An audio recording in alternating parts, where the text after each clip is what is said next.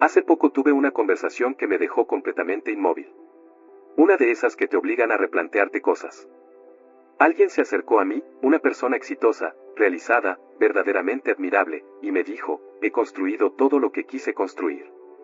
Estoy exactamente donde siempre quise estar. Y luego añadió algo que le pesaba, entonces, ¿por qué todo el mundo insiste en preguntarme cuándo voy a encontrar a alguien? Como si mi vida no valiera hasta que lo haga. Y en ese momento pensé algo que casi nadie se atreve a decir en voz alta. ¿Y si esa persona tiene razón? ¿Y si una de las decisiones más poderosas que alguien puede tomar, la que realmente libera su máximo potencial, es permanecer soltero? No por miedo, no por heridas, no por incapacidad, sino porque ha comprendido algo que a la mayoría se le ha enseñado a no ver. Existe un patrón a lo largo de la historia del que casi no se habla. Muchas de las personas que moldearon el mundo, que crearon obras que sobrevivieron a imperios, caminaron solas. No por casualidad, sino por elección consciente. La verdadera pregunta no es por qué permanecieron solas. La pregunta es por qué hemos sido convencidos de que ese camino es inferior, incompleto, como si faltara algo. Porque cuando entiendes lo que la soledad realmente te da, lo que desbloquea en la estructura misma de tu vida, te das cuenta de que la trampa no es estar solo. La trampa es la idea que nos han vendido desde la infancia, envuelta en promesas de completarnos. Quiero llevarte por una reflexión. No para empujarte a rechazar el amor ni a abandonar una relación, sino para mostrarte qué significa realmente la soberanía personal. ¿Y por qué? Para algunas personas, para las que ven con claridad, permanecer solteras no es un premio de consuelo. Es el premio mayor. Hay una historia de la antigua Grecia que siempre me persigue. Alejandro Magno, conquistador del mundo conocido, dueño de ejércitos y de un imperio que se extendía de Grecia hasta la India, decidió visitar a un filósofo llamado Diógenes. Lo encontró viviendo en un barril, sin posesiones, sin deberle nada a nadie. Alejandro se colocó frente a él, proyectando su sombra, y dijo, soy Alejandro el Grande. Pídeme lo que quieras y te lo concederé. Diógenes levantó la vista y respondió, sí. Muévete un poco, estás tapando el sol. Normalmente la historia termina ahí, con Alejandro sorprendido por la indiferencia del filósofo ante el poder. Pero hay algo más profundo. Se dice que Alejandro comentó después, si no fuera Alejandro, desearía ser Diógenes. Piénsalo. El hombre más poderoso del mundo envidiando la libertad de alguien que no poseía nada y no respondía ante nadie. ¿Qué tenía Diógenes que Alejandro, con todo su imperio, jamás podría tener? Soberanía sobre sí mismo. Total, intacta, sin concesiones. Alejandro regresó a palacios, esposas, compromisos. Pasaba sus días gestionando emociones ajenas, resolviendo conflictos, sosteniendo la maquinaria del poder. Su tiempo no le pertenecía. Su mente nunca descansaba.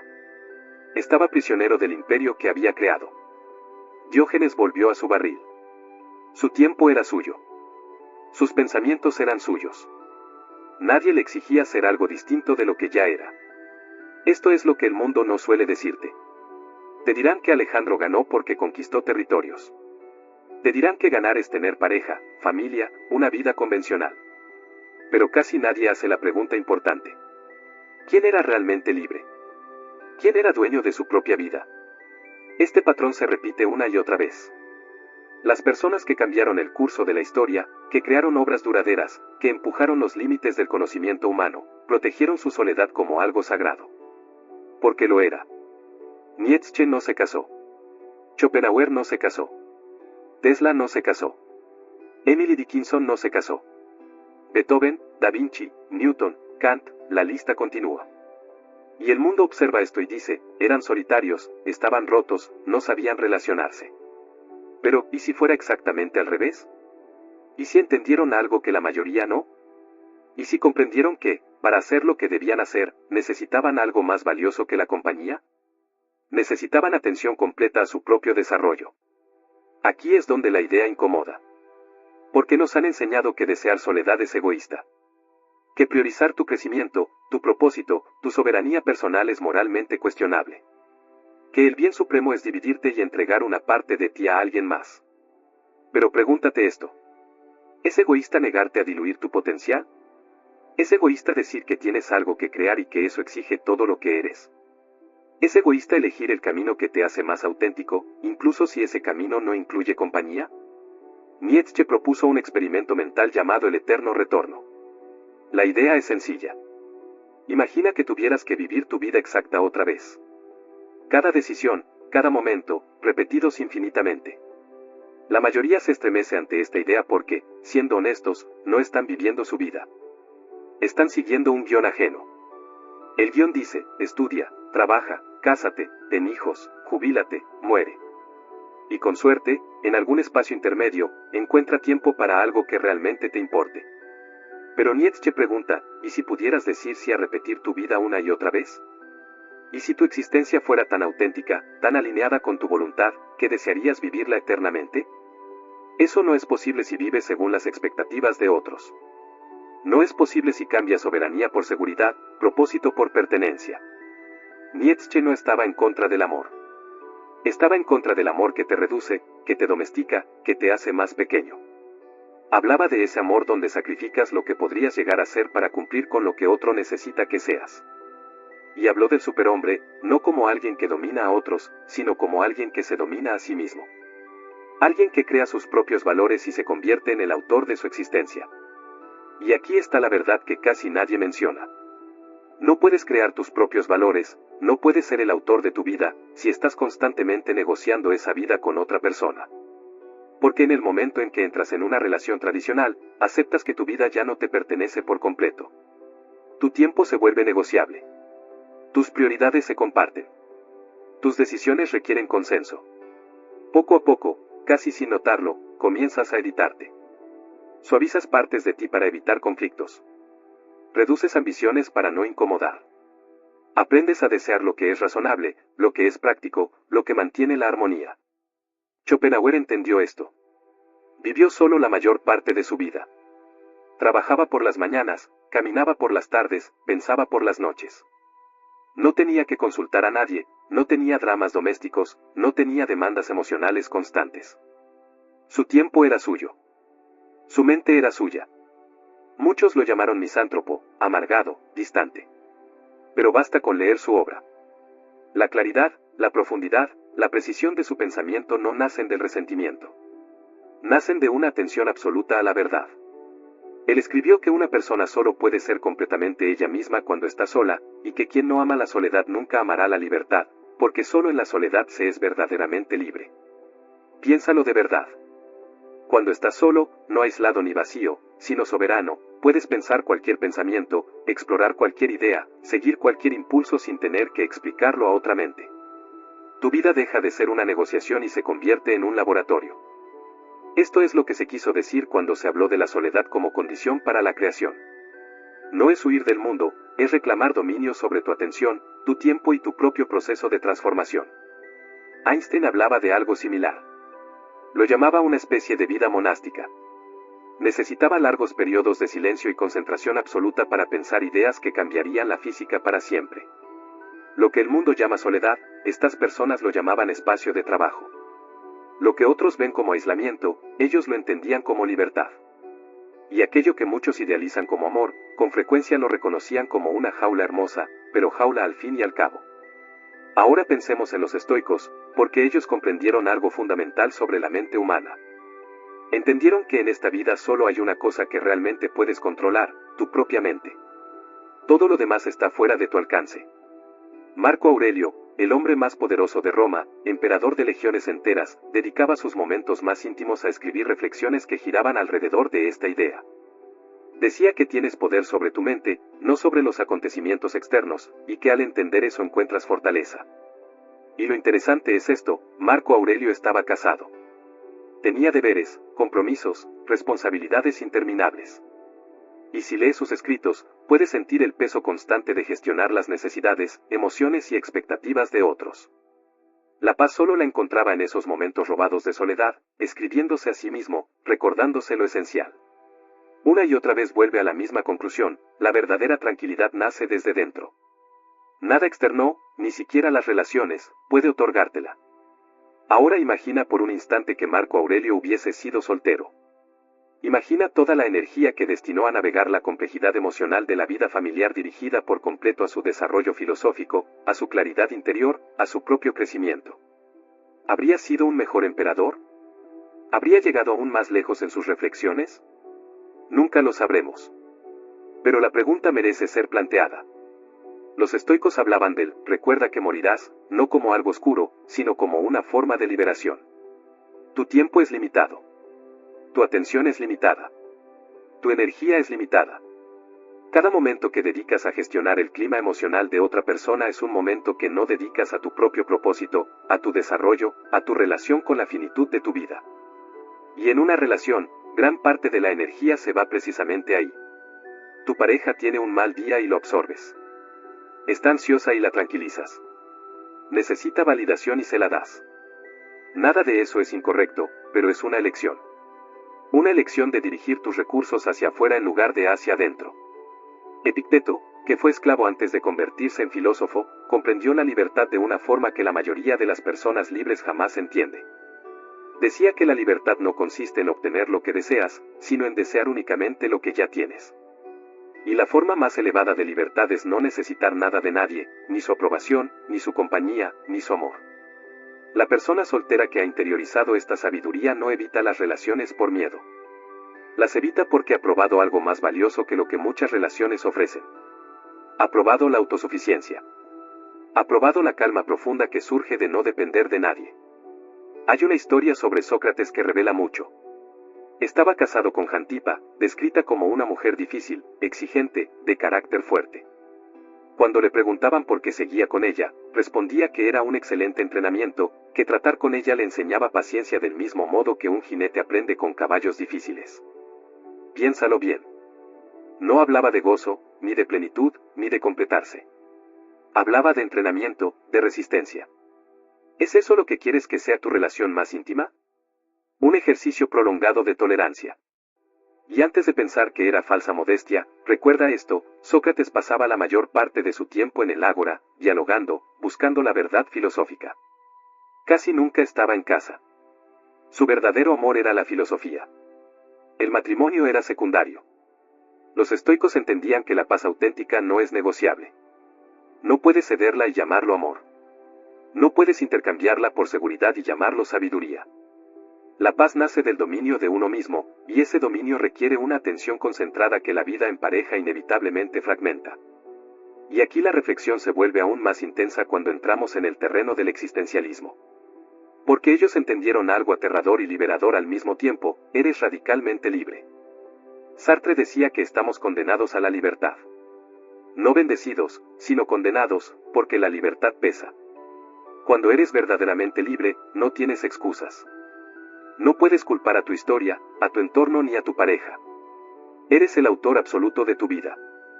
Y esa autoría es una carga que la mayoría quiere evitar desesperadamente. ¿Y sabes cuál es el escape más común?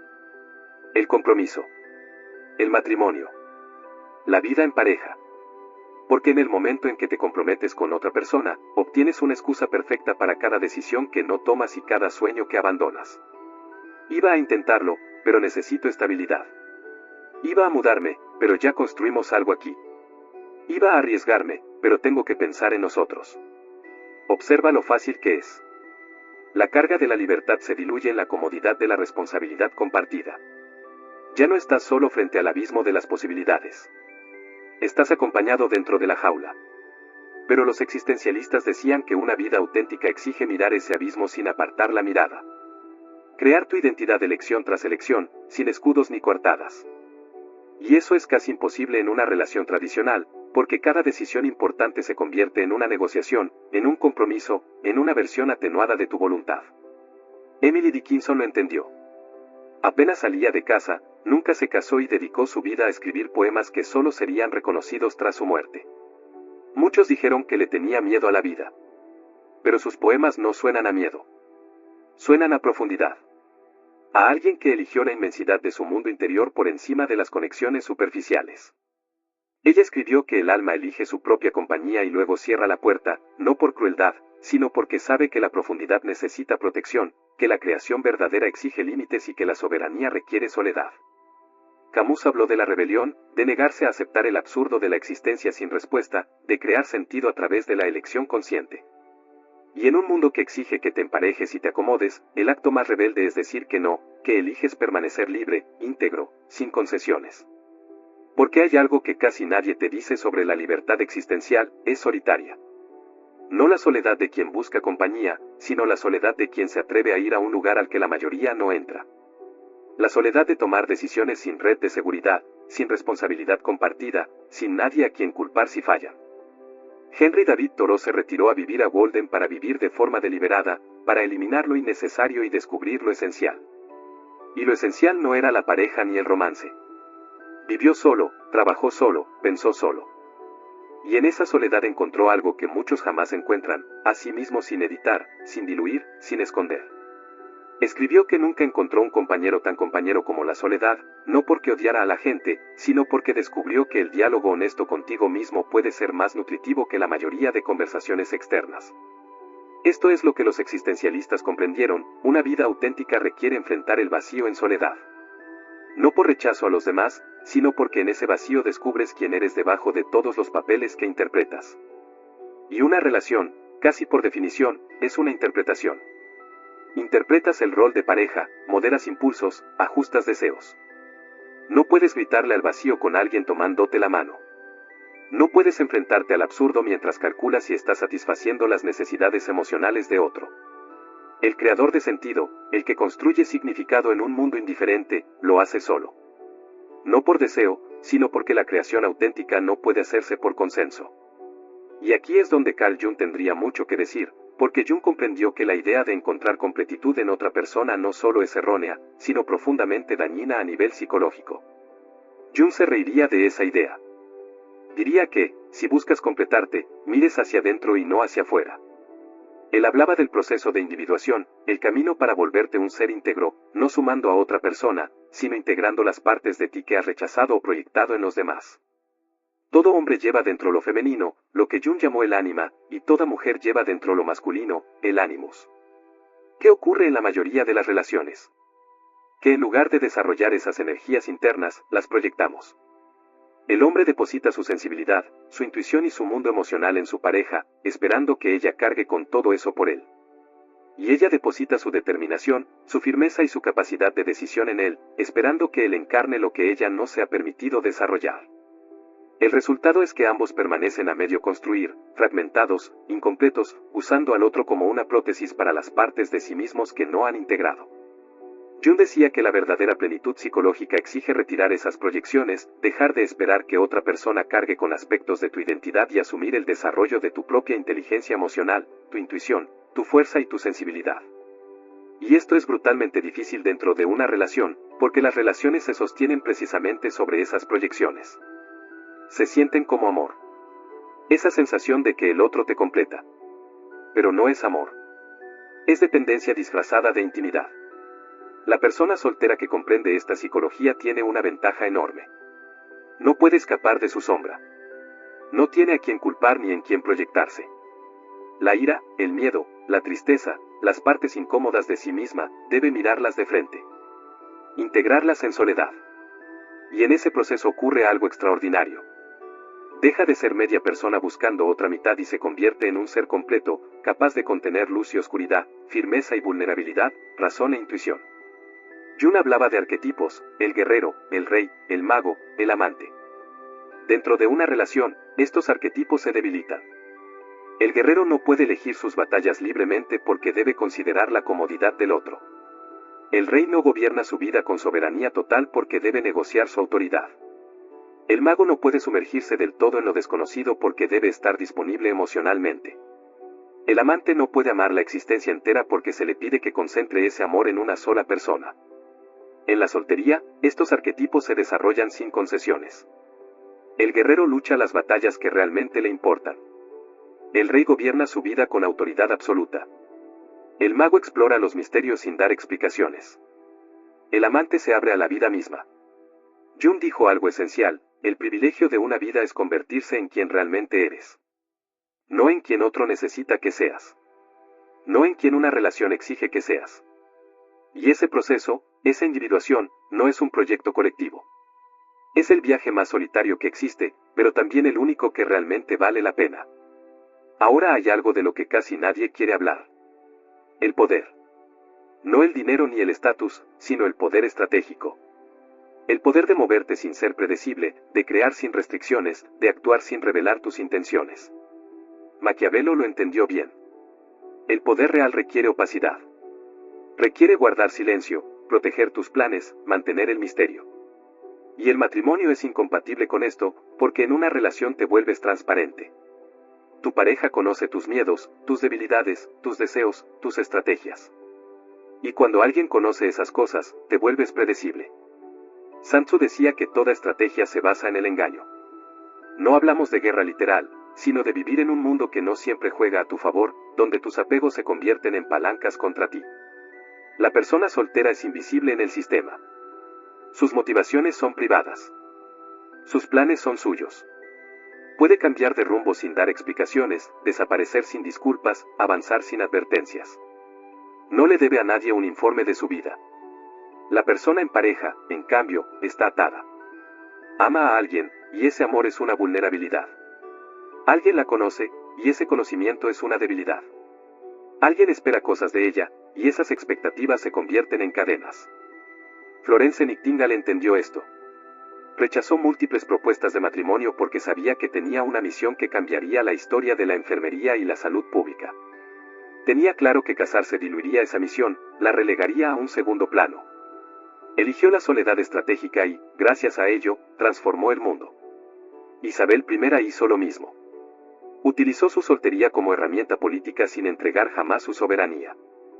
Dijo que estaba casada con su reino, y su reinado prosperó como no lo habría hecho si hubiera dividido su atención. Tesla nunca se casó. Decía que el matrimonio interferiría con su trabajo. Se burlaron de él, lo llamaron excéntrico. Pero su mente, sin dividirse, literalmente electrificó el mundo. Virginia Woolf habló de la necesidad de tener una habitación propia, un espacio inviolable para pensar y crear. Observó que, históricamente, las exigencias del matrimonio habían privado a muchas personas de ese espacio soberano. Y esa verdad no es solo para las mujeres. Es para cualquiera que quiera crear algo que importe. Se necesita atención indivisa, tiempo sin interrupciones, espacio propio, silencio. Y las relaciones tradicionales están diseñadas casi a la perfección para arrebatarte exactamente eso. Nietzsche habló de la soledad del alma grande. No se refería a tristeza ni a aislamiento, sino a la separación natural que ocurre cuando te niegas a vivir al nivel superficial de la mayoría. Cuando piensas más hondo, sientes con más intensidad y creas con más osadía, te apartas del grupo. No porque seas mejor, sino porque operas en otra dimensión. Esa soledad elegida no es un defecto, es el precio de entrada al territorio donde nace la verdadera creación. La mayoría nunca paga ese precio. Se queda en las aguas tibias de la vida convencional, rodeada de otros que tampoco quieren ir más profundo. Y lo llaman amor. Lo llaman comunidad. Lo llaman una buena vida. Pero quien ha probado la extraña plenitud de la soberanía personal ya no puede volver a esas aguas poco profundas. Así que entiende esto. Elegir permanecer soltero, proteger tu soledad, no tiene que ver con estar roto ni con huir del mundo. Tiene que ver con reconocer que solo tienes una vida, una oportunidad real de convertirte en quien eres. Y esa oportunidad exige recursos que la mayoría regala sin pensar. Exige tiempo no negociado, atención no dividida, energía no consumida en gestionar emociones ajenas, espacio no compartido, silencio no interrumpido. Sí, pierdes cosas. Pierdes comodidad, validación social, historias fáciles. Pero lo que ganas es incalculable. Te ganas a ti mismo, íntegro, sin concesiones. La libertad de despertar cada mañana y preguntarte qué quieres crear hoy, sin tener que añadir si eso también hará feliz a otra persona. Ganas la capacidad de asumir riesgos sin poner en juego la seguridad de nadie más. De fracasar sin arrastrar a otro contigo. De triunfar sin tener que repartir crédito, energía o recursos. Ganas esa extraña y solitaria alegría de saber que tu vida es una construcción completamente tuya, que no tienes a quien culpar ni a quien agradecer, que eres el único autor de tu existencia. Y esto no es para todos. La mayoría prefiere la comodidad de la compañía al peso de la soberanía. Prefiere compartir el camino antes que recorrerlo en soledad. Y no hay nada malo en eso. Es una elección legítima. Pero si eres alguien que siente una atracción hacia algo más profundo, más enfocado, más auténticamente propio. Si al mirar el camino convencional no sientes deseo, sino asfixia, entonces tal vez permanecer soltero no sea un premio menor. Tal vez sea exactamente lo que necesitas. Tal vez la soledad que temes sea en realidad silencio fértil. Tal vez el aislamiento que te enseñaron a evitar sea en verdad soberanía. Tal vez aquello que todos dicen que te falta sea precisamente lo que diluiría todo aquello en lo que estás destinado a convertirte. Quienes despiertan espiritualmente a menudo no buscan amor porque ya han encontrado algo más esencial. Se han encontrado a sí mismos. Y cuando pruebas esa profundidad de autoconocimiento y posesión interior, todo lo demás comienza a parecer una distracción. La persona que elige la soledad estratégica no huye de la conexión. Corre hacia la creación. No evita la intimidad. Evita la dilución. No teme al compromiso. Está comprometida con algo más grande que una relación. Está comprometida con convertirse, plena y radicalmente, en quien realmente es. En un mundo que insiste en decirte que necesitas a otro para estar completo, el acto más radical es afirmar que no. Que ya eres completo. Que ya eres suficiente. Que ya eres libre. Y si nunca encuentras a alguien que comprenda eso, que opere desde ese nivel, que también haya elegido soberanía en lugar de seguridad, aún así tienes la soberanía misma. Tienes la libertad. Tienes una vida indivisa. Y eso no es un premio de consuelo. Es todo el juego. Es el verdadero objetivo. Porque la mayor historia de amor no es la que tienes con otra persona, sino la que construyes con la vida que te atreves a vivir en tus propios términos. No eres media persona esperando ser completada. Eres la ecuación entera. Eres el fuego y la forja. Eres el escultor y el mármol. Eres el autor y la historia que se escribe. Y no necesitas el permiso de nadie para empezar a vivir así. Este es el secreto que conocían los grandes creadores de la historia. Este es el poder que manejaron las mentes más lúcidas. Esta es la vida que eligieron las almas más valientes. Y está disponible para ti ahora mismo, en el instante en que dejas de buscar completitud en otra persona y reconoces que la soberanía nunca fue algo que tuvieras que encontrar. Era algo que tenías que dejar de entregar. Así que sí, permanece soltero. No por obligación, sino por elección. Porque hiciste las cuentas y comprendiste que lo que ganas, tiempo indiviso, energía intacta, identidad sin editar, vale infinitamente más que lo que pierdes. Porque has probado la libertad. La libertad real.